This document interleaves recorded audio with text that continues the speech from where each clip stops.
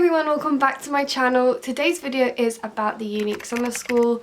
I have done 3 videos on this before. One is on Eve Bennett's channel, but 2 are on my channel.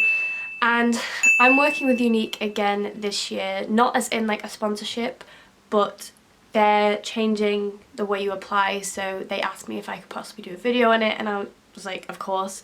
I did UNIQ in 2015, so I feel very close to the charity and also very passionate about it. I have all of my UNIQ memories in here, the things that I was given on the summer school, and I thought it would be really nice to kind of unbox this on camera because I haven't seen a lot of these things since I used them in 2015, and like my notes and my essay preparation is all in this box, so I thought we could have a look at it. So for some context, UNIQ is a totally free summer school run by the University of Oxford.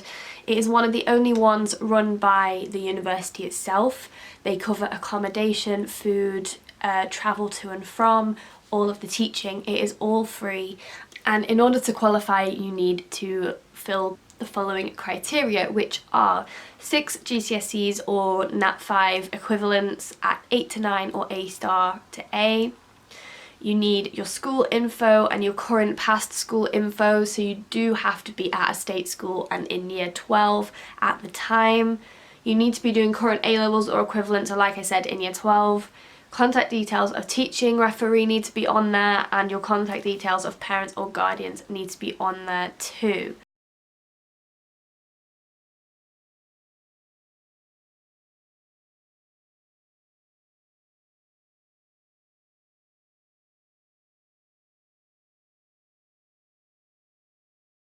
All this is explained on the website. One of the reasons I'm doing this video now is because my last video on UNIQ was about making the personal statement, which still is useful for writing a personal statement, but is now a bit redundant for UNIQ because they don't use a personal statement anymore.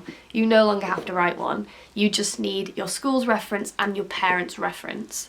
So it makes it quicker to apply, and also easier, there's less stress involved, which is the reason why they've done it.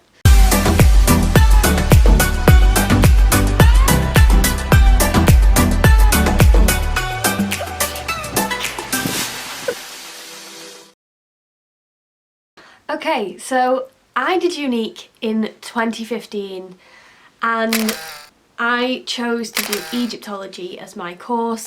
I didn't actually want to do Egyptology at uni. I knew I wanted to do something archaeological, whether that was archaeology with anthropology, straight archaeology, and I knew that Egyptology was about as close as I was going to get because the only other archaeology course at the time was kind of classics, and I didn't really want to do like Latin or anything. Egypt had always been one of my favourite topics in archaeology, so that's what I applied to. UNIQ also at the time was a lot smaller. They now have just added a load more places, so altogether there's 1,350 places on the physical summer school and a further 1,000 places for UNIQ Digital, which is quite a long series of like mentoring. Like, you still submit work and you still get almost an Oxford experience with students that are currently there, but it's all online, and it's a way for more people to get involved with UNIQ despite there not being enough physical places available for everyone who wants to do it. They didn't have that when I did UNIQ. This is a new thing for the last couple of years. The application period for UNIQ is also open already. It opened on the 2nd of December and is open until the 27th of January 2020. Get your applications in soon. Please just do it. Even if you're not particularly hopeful or you're not super sure that you want to go to Oxbridge or even university, just please apply, because you never know, you might absolutely love it. You might be struggling on which subject to apply for. Apply for one that you're not too sure about, and then you might be able to make your mind up based on your experience.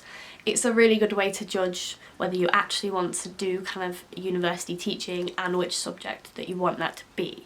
Okay, it is time to play What's in the Box. I have my memory box here. We're gonna take the lid off it, okay.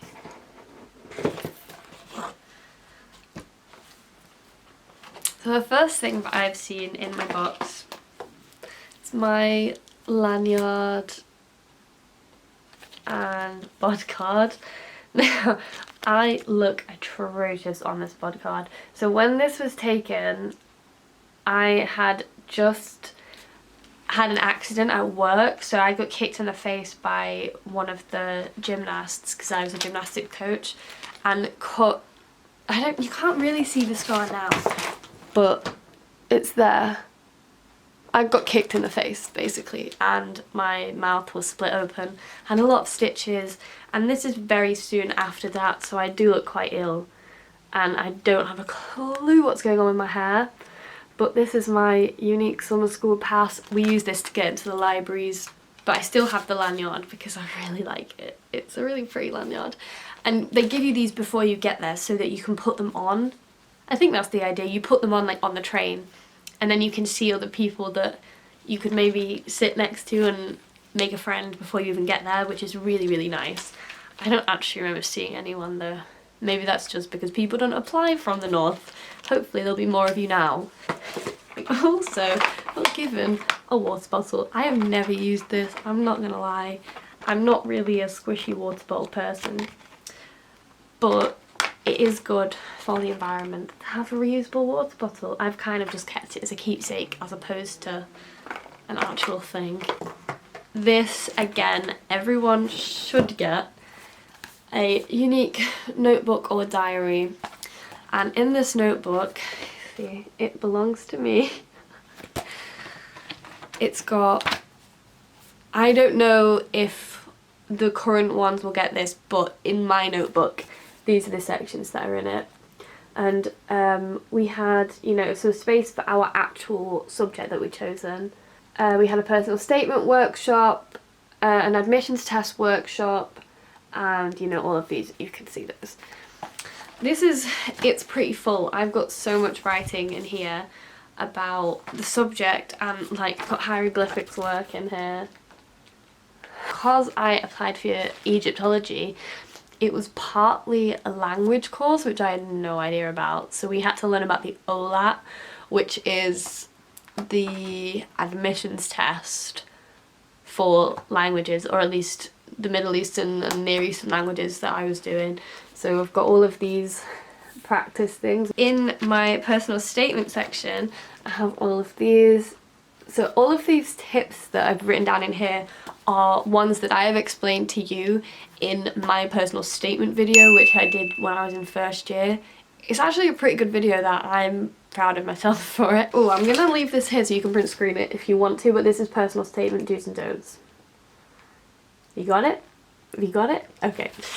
Even more stuff on personal statements I've got here. I, once again, will let you screenshot it. And you can have my lovely face in there too. One more. This is the last one. Okay. Go. This has got interviews on there as well. Screenshot, screenshot, screenshot. Did you get it? So as was very briefly explained then, we had workshops on personal statements. Interviews were kind of just explained to us. They weren't really given as a workshop. We did have workshops on admissions tests, and they were based on the subject you applied for. We also had some wider lectures that weren't based on our own subject. Like I had some notes in there on a music lecture we had, which was about how different types of music could make you feel, I'm pretty sure. I still remember that now, so clearly they were still impactful and useful, and they were in the evenings as like an evening activity after dinner.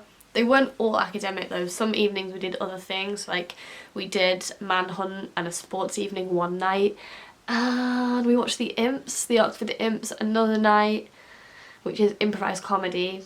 And other days I'm pretty sure we did like a scavenger hunt as well, and like really typical ice-breaking activities just to get to know everyone. And I have had a lot of questions about, you know, do you actually make friends that you will go back to once you get to university, or even just outside of uni on UNIQ? And yes, I know, in fact most of the people who I'm friends with still from UNIQ didn't actually carry on to Oxford, I don't think. Yeah, so you get to know people from all over the country basically, and you all feel similar. You bond based on the fact that you've got similar backgrounds. You're all pretty much people who were not expected to think about Oxford, and that in itself is a really nice binding thing. Seeing those sorts of people all around you is really encouraging, and it does make you feel like you belong there, and like this place could definitely be for you because everyone is like you. It's not, you don't feel like a fish out of water quite as much as you would if there weren't people who you relate to. Okay, next item from the box. We have, this is 3 items, but they're all basically the same thing. So, I have got some books. These books were given to me before I got there. I think they were posted to me in like a big package. So I got The Languages of Iraq, which I read a bit before I went but haven't really looked at since, because it's not really relevant to what I've done since. However, I have read other things by this author, so you know, maybe I actually have read article versions of what it is. I also have a very short introduction to ancient Egypt, which I have read. It's a good book. It simplifies everything and was a really nice little gift to have. I didn't get that before. I got that as like a present on finishing. Everyone, I'm pretty sure, got a very short introduction to whatever it was that they were doing. Another one I got given was this one, which was Myths from Mesopotamia, and I have definitely read that since.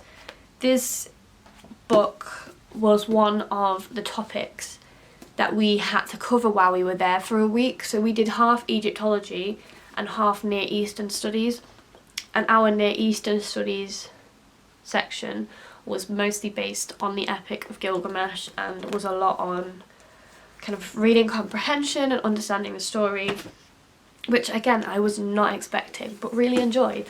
And finally, this is the good one because it contains all of my notes and written work that I used to write my essay. I haven't got the essay, I don't think, but I've got all the written work. So it's a book on how to read hieroglyphics, which was the biggest part of the Egyptology course. And inside this book I've got lots of sheets that I had forgotten I had. Lots of sheets. Are there any more in there? Oh yes, I don't know what it says, but are there any more in there? Okay, so I have this and I have no idea what that says. Maybe I should be using my How to Read Hieroglyphics book to work that out. Okay, so what it is, it's an offering formula that gets written on a sarcophagus and basically talks about giving gifts to the gods after death. That's what that is. Written on papyrus. How authentic, in black biro. Here I have examples of how to like do an Oxford essay, and this actually was my essay question. Okay, that second one is my essay question here, and we basically had to read the Tale of Sinuhe, which was an old ancient poem that's like written on, it's in the Ashmolean Museum and it's inscribed on the stone that they've got.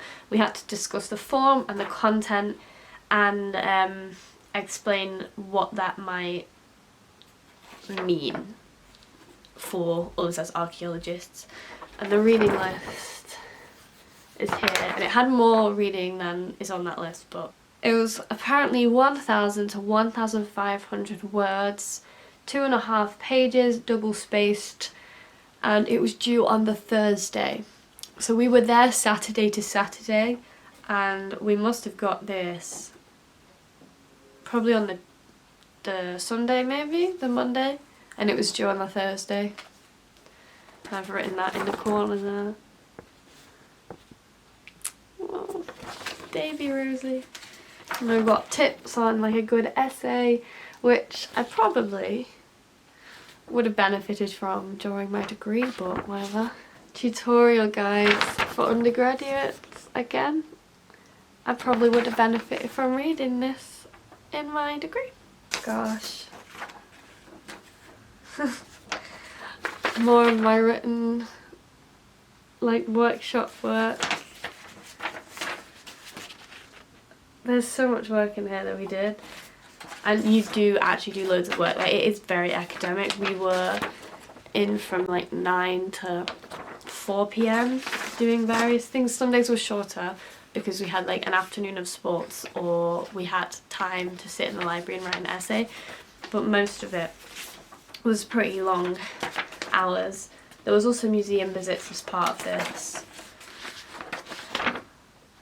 Oh, and we had to go and point things like this out in the actual museum itself. Now, where's my exciting thing? I've lost it. We also had little practicals because it wasn't just hieroglyphics, it was cuneiform, which is the ancient Near Eastern language from Mesopotamia. And we got to make, are you ready? It's wrapped up. We got to make our own cuneiform tablet.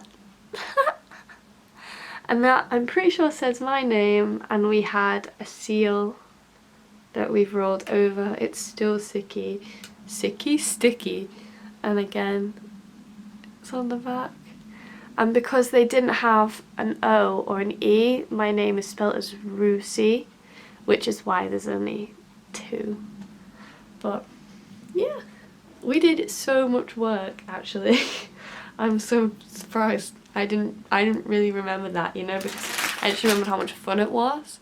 So I haven't got anything else in my box. I did also get a UNIQ USB stick, but I've used that a lot since, and now I don't know where it is. You get a lot of freebies. So the point of this video is basically just to talk about my memories, to explain what happened, and to use my box to jog my memory a bit more, and really, I think, try and show how much I loved it. And I hope that came through, because I really did. I absolutely love the academics. It completely solidified the idea that I was able to do this, and it made me love the city so much. I got very, very attached to the city after UNIQ, and I think that was just because of I'd associated it with all these good memories and the opportunities that we got. Like, we got to see Howard Carter's journal, like his actual diary that he wrote wonderful things in, and yeah, it was amazing. I still can't believe I got all of that for free. And now, because UNIQ is a lot more oversubscribed than it used to be, it is harder to get on, and that is why there is an extra 1,000 places for UNIQ Digital. Please do not be disheartened or put off from applying to like actual Oxford if you don't get onto UNIQ, because a lot of the time it is harder to get onto a course on UNIQ because it's more oversubscribed and more competitive in terms of, it's not just ability they're looking at, it is the level of kind of depravity and the lack of access to any other help for Oxbridge that you are currently receiving or have been able to receive in the past. And that plays a really big part in you getting in. So it does not necessarily mean that you don't have the ability to get into Oxford anyway. And some people might not get onto UNIQ because maybe their GCSEs weren't good enough, but if you then smash your A-levels and smash any extracurricular academic stuff, then who says you can't get into Oxford itself? So just have a go at applying, and if you don't get in, use that rejection as either a redirection to a different amazing uni or motivation to then actually get on to the real thing. There's also a lot of other summer schools that you can do. Some of them are paid. There's also Target Oxbridge. That's for year 10 and 11s though. And some subject specific and college specific ones Also the Sutton Trust do one at Cambridge, so like just have a dig around, apply to as many as you can, it can't hurt. If you enjoyed this video, give me a thumbs up, and if you are interested in applying to UNIQ, give me a thumbs up. Subscribe to my channel if you don't already. There will be lots of study content coming. Oh, there's a fox. Squirrel! Subscribe to my channel if you are as easily distracted as I am, and we can be friends. So, yeah. Bye!